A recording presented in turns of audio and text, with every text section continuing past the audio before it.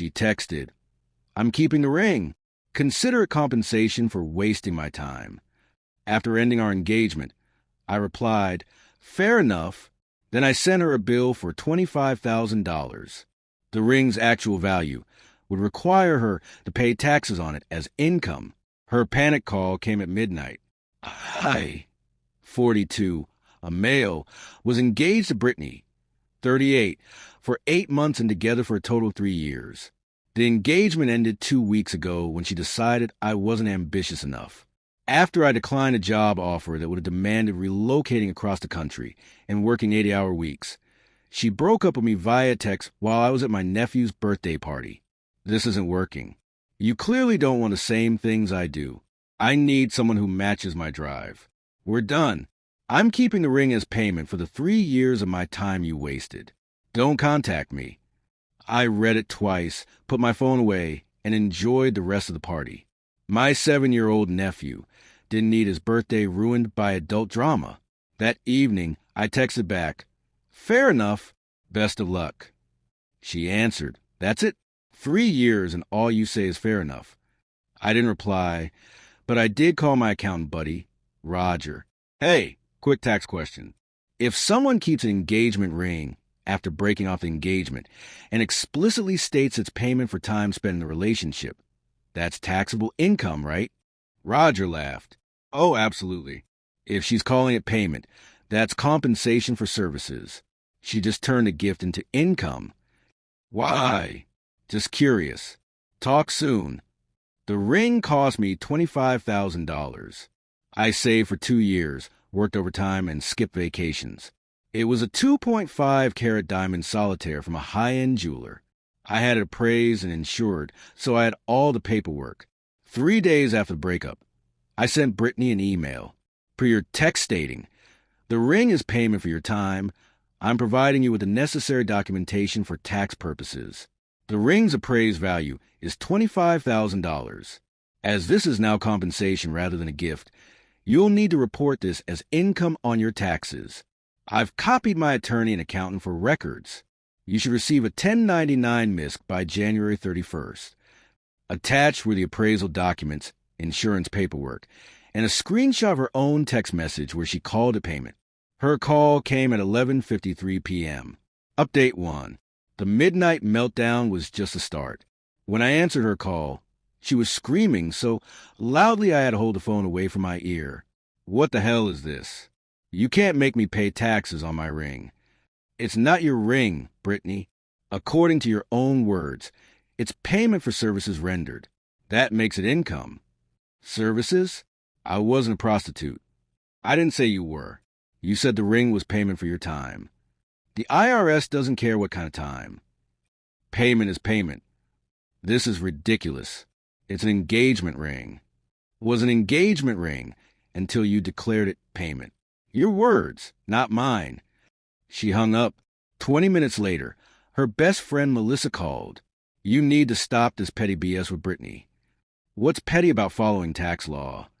You're seriously going to make her pay thousands in taxes over a ring you gave her?" "I gave her an engagement ring. She kept it as payment for services. There's a legal difference."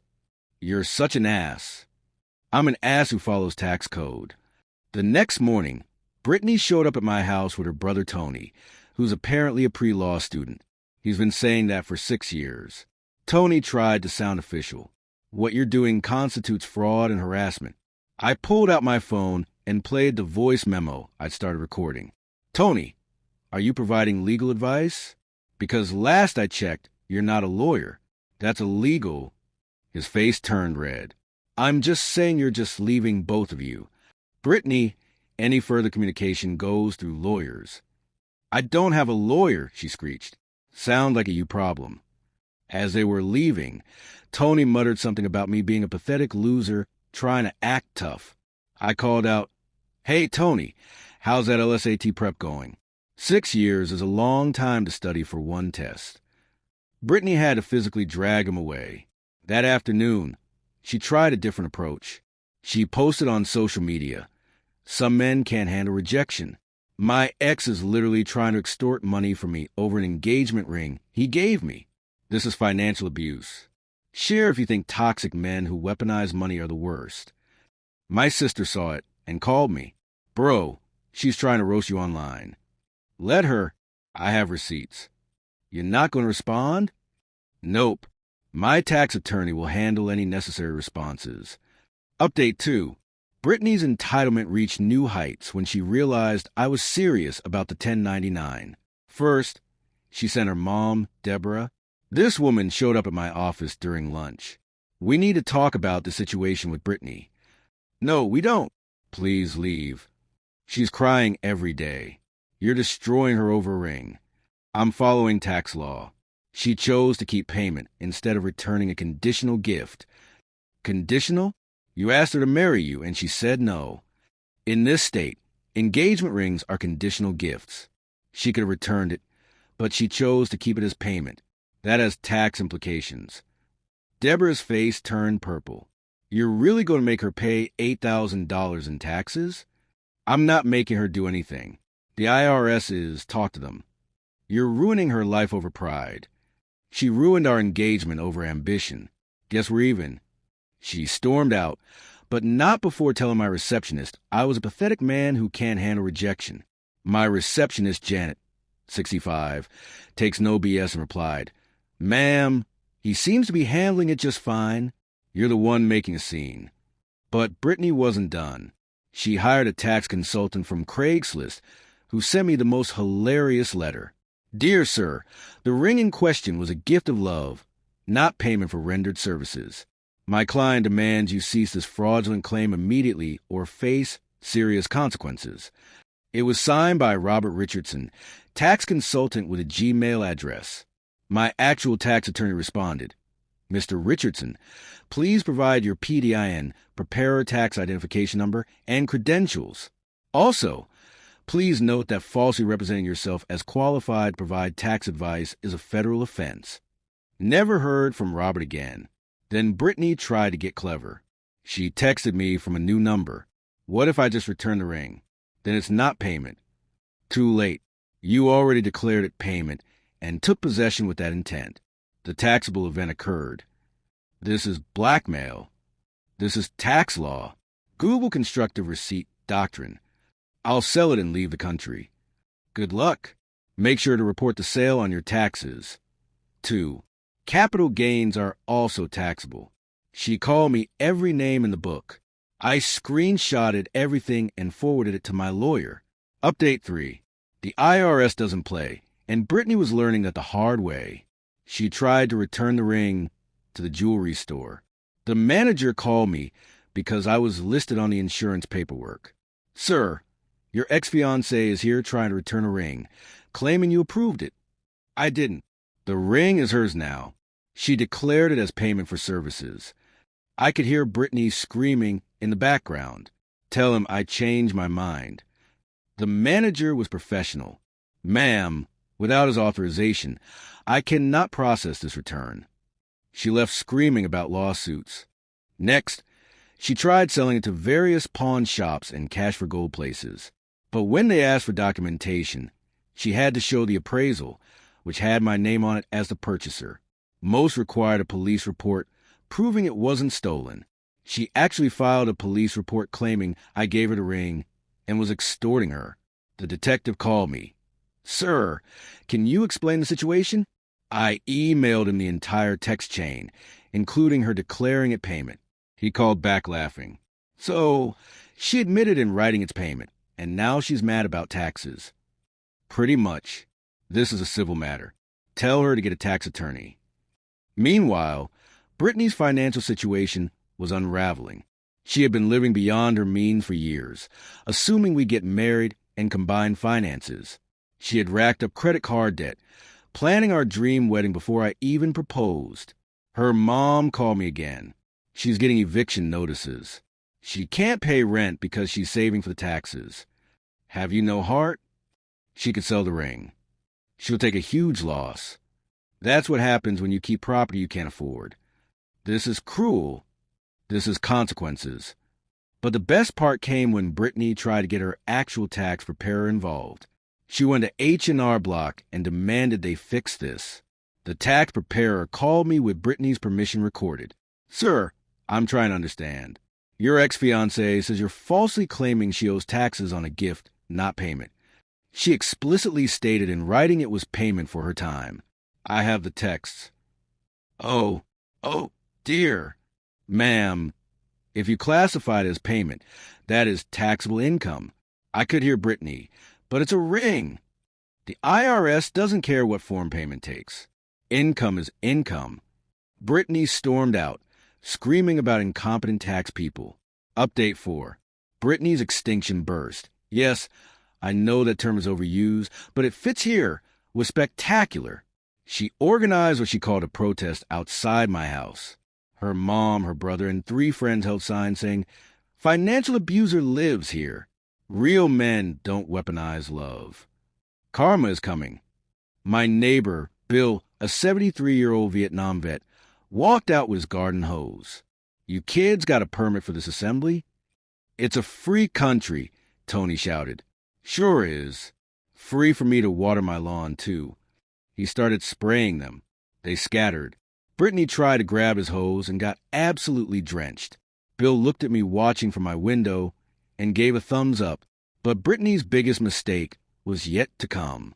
She went on a local morning show segment about financial abuse in relationships. They didn't vet her story properly. She went on live TV and told her sob story about her abusive ex using the IRS to control her. The host was eating it up until they went to commercial, and their legal consultant Googled the situation. When they came back, the host's tone had changed. "So, Brittany, just to clarify, you kept a ring and explicitly called it payment." "Well, yes, but... And now you're upset about the tax implications of that decision?" "He's weaponizing." "Did you consult a tax attorney before declaring a payment?" "I didn't think, right. Well, folks, this is why we always recommend consulting professionals before making financial decisions." They cut to weather. The segment never made it to their online archive, but someone had recorded it. It went viral on TikTok with the caption, "Woman learns what taxes are on live TV." The memes were glorious. Brittany's shocked face was captioned with, "When keeping it real goes wrong," and "IRS has entered the chat. Tell me you don't understand taxes without telling me." Her influencer dreams died that day. She went from 5,000 followers to 300. Update 5. January 31st came and went. I sent the 1099 MISC as promised. Brittany tried one last Hail Mary. She hired an actual lawyer this time, Elizabeth Hartley. Elizabeth called me directly. "Mr. Thompson, I've reviewed the situation. While my client's actions were ill-advised, surely we can come to an agreement." Sure, she can pay the taxes. She prepared to return the ring. Doesn't matter. The taxable event already occurred. This is punitive. This is legal. She declared a payment. Elizabeth sighed. "You're really going to die on this hill?" "I'm going to follow tax law on this hill." She can't afford the taxes. She can sell the ring. She'll lose thousands. Should have thought of that before declaring it payment. There was a long pause. Then Elizabeth said, "You know what? You're right." She made her bed. I'll advise her to sell the ring and pay the taxes. But Brittany didn't want to hear that.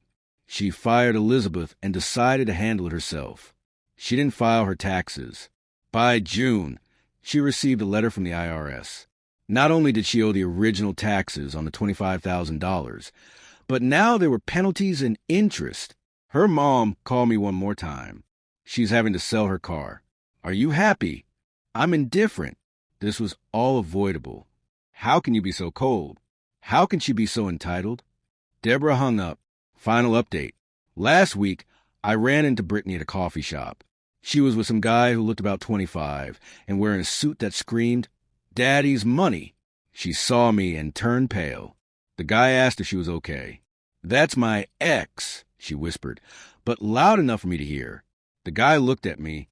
"The one who made you pay taxes?" I didn't make her do anything. She made a choice. Brittany grabbed his arm. "Let's go, Bradley." Bradley, of course, stood up. "You know, you're a real piece of work making her suffer like that." She kept a $25,000 ring and called it payment. I just made sure the IRS knew it was a gift, not according to her own words. I pulled out my phone and showed him the screenshot of her payment for wasting my time text. Bradley's expression shifted. He looked at Brittany. You said he was lying about that part. Bradley, it's complicated. You told me he fabricated evidence. This is your text. You don't understand. I understand you lied to me. He walked out. Brittany stood there, mouth agape. You just ruined another relationship, she hissed at me. You ruined it by lying. I just showed him the truth. I hate you. Your feelings about me don't matter. Pay your taxes. She stormed out crying. The barista who witnessed everything gave me a free coffee. That was beautiful, man. Yesterday, I received a notification from my lawyer. Brittany had finally sold the ring for $18,000 and paid the IRS what she owed, including penalties. The total cost to her? Approximately $11,000 in taxes and penalties, plus a $7,000 loss on selling the ring. An $18,000 lesson on why you shouldn't get cocky with conditional gifts. As for me, I'm dating someone new. Rebecca is an accountant who appreciates a man who understands tax implications. She literally laughed for 10 minutes when I told her this story. You issued her a 1099? That's the most beautifully petty thing I've ever heard. It wasn't petty. It was legal compliance. She kissed me. God, you're such a nerd. I love it. We're taking things slow. But at least I know if we ever get engaged and it doesn't work out, she understands the tax code. To everyone saying I went too far, she could have just returned the ring. When we broke up, she chose to keep it. She chose to call it payment. She chose to put in writing. All I did was follow the tax implications of her choices. And before anyone asks, yes, this is all legal. Yes, the IRS really did make her pay. And yes, I sleep great at night. The moral of the story?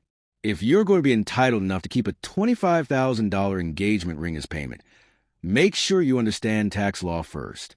Or better yet, just don't be a jerk about breakups. Return the ring, move on with dignity, and nobody has to involve the IRS. But Brittany had to learn that the hard way. Oh! And Brittany, if you're reading this, and I know you are because Rebecca told me you stalked her LinkedIn, Bradley's mom called me last week. Turns out you tried the same keeping expensive jewelry as payment thing with him. He dumped you via email and specifically cited tax liability concerns. Maybe it's time to change your strategy. Just a thought.